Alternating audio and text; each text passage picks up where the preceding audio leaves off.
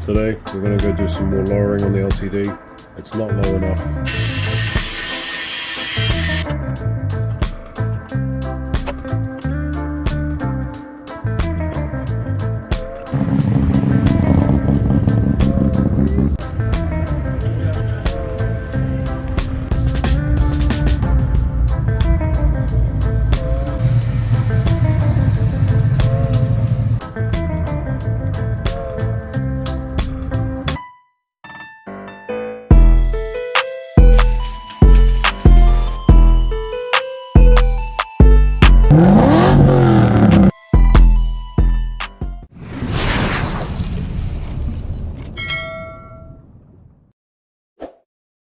What's up YouTube?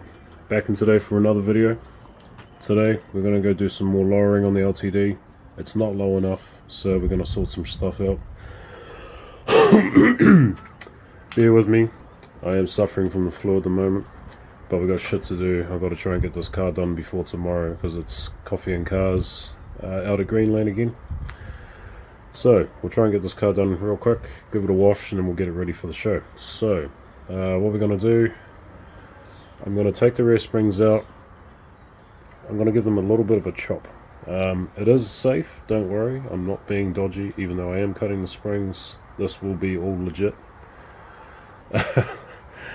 In my opinion at least. I've done it before, so not saying this is the right way to do it, but this is the way that I'm going to do it. So I'm going to go do that, and like I was saying, we'll get the car ready for tomorrow. So we're going to see if we can close up that gap a little bit. We're going to see if we can close that gap up way more, because this side for some reason is stupidly higher than the other side. Main thing that you want to check if you're doing this is that the springs are still captive. So in this case it does have Bilstein rear shocks. Generally lowering springs you want to go with a shortened shock. I have no idea what sort of stroke these shocks are. I do have some Munro GT Sports, which are a lowered shock, so if I cut the springs and they're a little bit too short for the Bilstein shocks, I will swap the Munro GT Sports in. So, with that said, let's go get into it.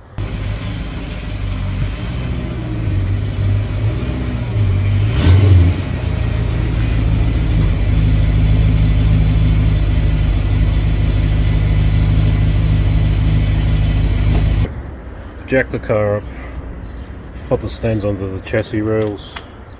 What I'm going to do now is drop the jack down just to let the diff hang. Basically what we want to do is go inside. I'm going to have to put these seats down. I'm going to have to get access into the back of here, so basically, oh, there we go. Should be a couple of clips, most of these are missing. I'm just going to remove the entire shock, so loosen those 4 nuts there. The entire top hat will come out with the shock. Likewise on that side, same thing.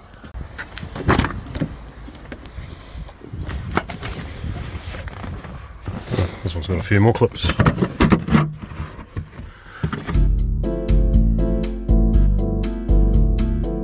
That's the other shock there, so I'll remove that one as well. And we'll get under here. There we've got a bolt under here for the shock. Lift the shock up through the top, drop the diff down, take the spring out. Choppy choppy. Do the same on the other side, chuck it back in, and we are on the way to getting a nice even ride height, hopefully.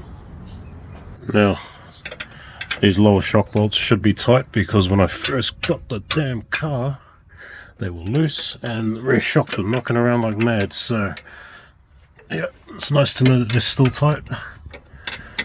So we'll get these out and then we'll work inside and get the rest of it out.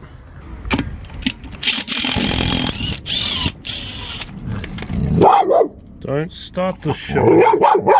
Oh my god. Okay, let's go fight over there. Over there, let's go. Let's fight over there.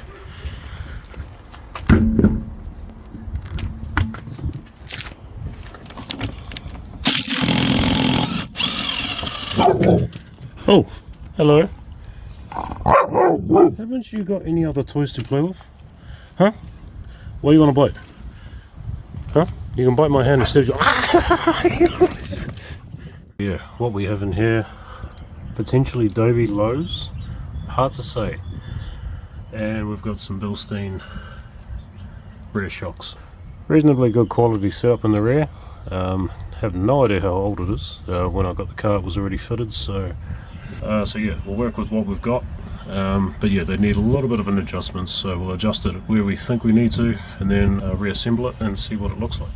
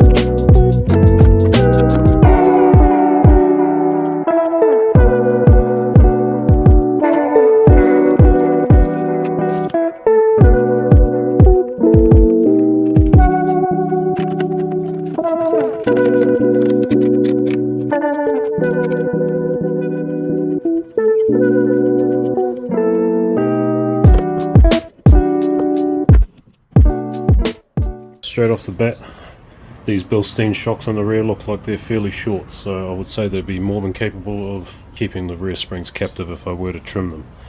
Just as a double check, I'm going to compare them to my Munro GT Sport shocks, which are a short stroke shock straight out of the factory from Munro. Conveniently, I've got 3 sets of these, so we will check one set of these and just see.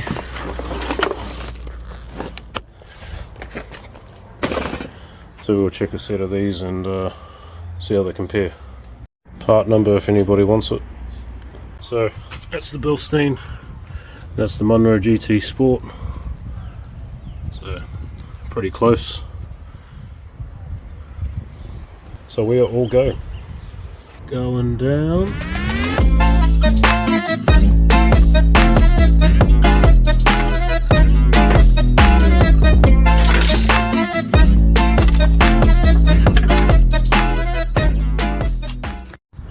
Now, as I suspected, one spring is longer than the other by at least, I don't know, half a coil. So I was going to take a coil off this. I might take a coil off this one, and I'll take maybe 3/4 to half a coil off the other one. I don't want to go stupidly low, but just enough to lower it evenly.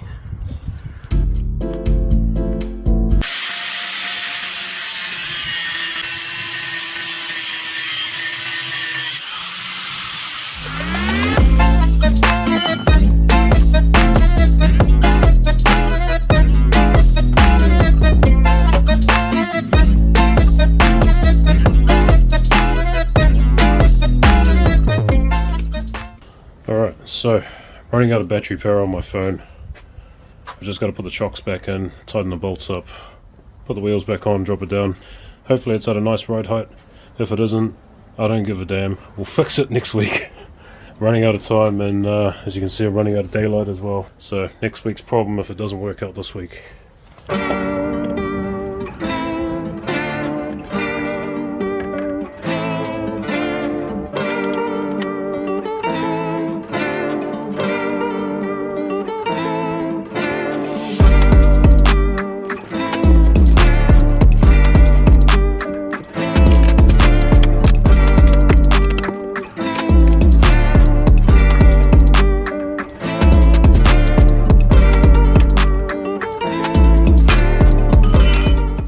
So we're all done. Springs have been adjusted, springs are back in, shocks are all bolted up. That's the diff at full drop. Springs nice and solid, so that's good. Safe as. Alright, we're on Sunday now. Just heading out to Sandringham. Gonna go catch up with the Uso Oppa. And then we're gonna roll into Greenlane. So hopefully rain stays away, because it's a little bit shit this morning, but you know. But there's still time for that to change. Hopefully it doesn't rain. But yeah, we'll go drop into Z, and then no doubt get a feed, get some drinks, and then we shall be on our way.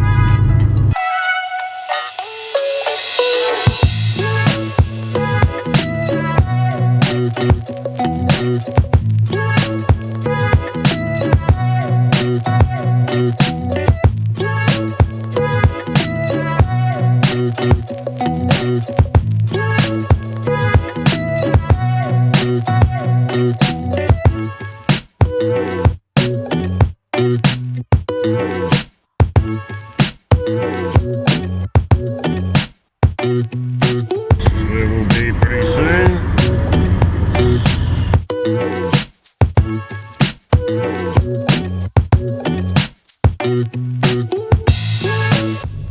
So, typical, it's raining.